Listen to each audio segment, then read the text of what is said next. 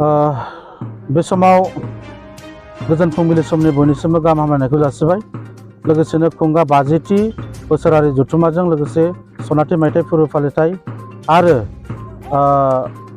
खुंगा 45थि बोसोरारि जथुम्मा राङापारा दख'रा दुलाराय बर' फरायसा आफाद जथायै सनितपुर जिल्ला दुलाराय बर' फरायसा आफादनि सिङाव थानाय राङापारा दख'रानि लकेश्वर ब्रह्म गेजेर आरो गोजौ फरायसालिनि गेवलां गेलेग्रा फोथाराव सानब्रैनि मेहेरगोनां हाबाफारिजों जि सनितपुर जिल्ला दुलाराय बर' फरायसा आफादा थांनाय 13 अक्ट'निफ्राय जि हाबाफारिखौ लाबोबाय थादों। दा बेनिनो दिनै थामथि सान, बे थामथि साननिनो दिनै गिबि हाबाफारि दुलाराय बर' फरायसा आफादनि गोथार फिरफिला बिरहोनाय हाबाफारि बेयो जानानै थांबाय। बे गोथार फिरफिलाखौ सनितपुर जिल्ला दुलाराय बर' फरायसा आफादनि मानगोनां आफादगिरि राजेश बसुमतारिया बिरहोदों। बेजों लोगोसे दुलाराय बर' फरायसा आफादनि सासे सुबुं फोनांजाब नेहाथारि मानगोनां अबिर नार्जारि बिथाङा दिनैनि जोंनि बर' माहारिनि गेदेमा अलंबार सुबुंफोरनि मुङाव जि बिबार बावनाय, बे बिबार बावजेननाय बेखौ बिथाङा मावफुङो।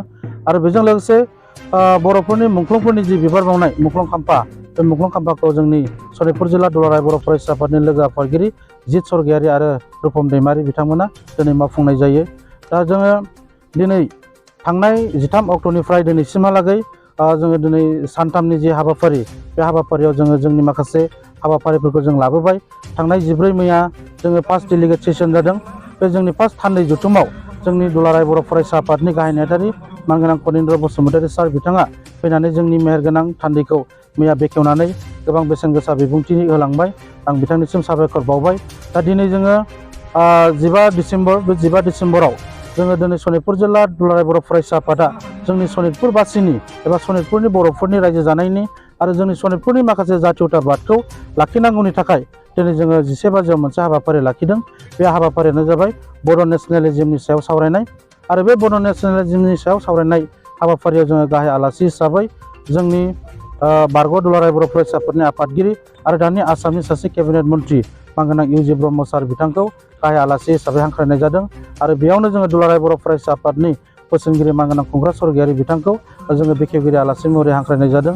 आरो बेजों लोगोसे बे हाबाफारियावनो दुलाराय बर' थुनलाइ आफादनि गाहाय नेहाथारि मानगोनां प्रसान्त बसुमतारि बिथांखौबो जोङो बे समाव माननि आलासि हिसाबै हांख्रायनाय जादों।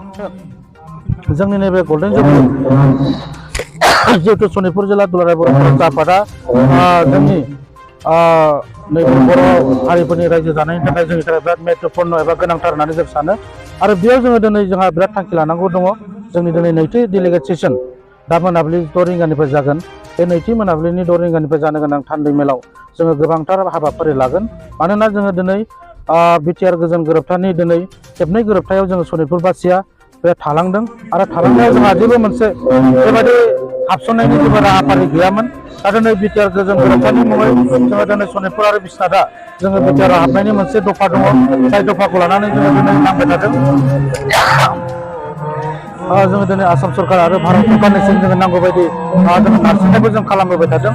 आरो बेखौ खोब थाबैनो खम समनि गेजेराव मावलांनांगौनि थाखाय जोङो सनितपुर जिल्ला दुलाराय बर' फरायसा आफादनि जानानैबो मिरुनिसिम जोङो खावलायहरदों।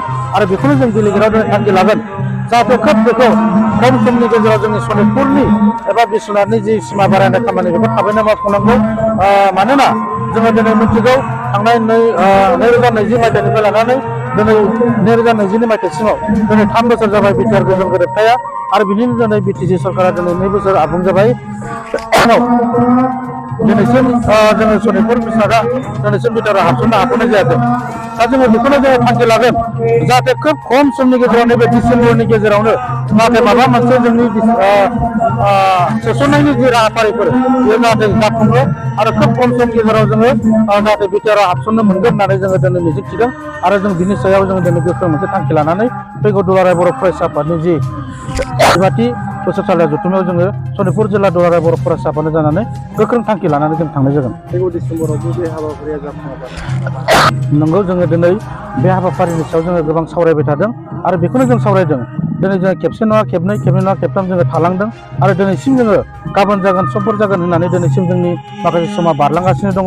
आरो दिनै जोङो बेखौ आसा खालामगोन दिनै आसाम सरकार बा भारत सरकार आरो लोगोसे जोंनि बिटिआर सरकारनिसिम जों बेखौनो खावलायगोन जाहाथे जोंनि नैबे बिटिआर गोजोन गोरोबथानि 3.1 दफा बायदि जि सिमा बारायनाय हाबाफारि, बे सिमा बारायनायखौ कमिसननि गेजेरजों जिबायदि मावनांगौ बेखौ गासैबो मावजोब्बाय होननानै बिथांमोना फोरमायदों।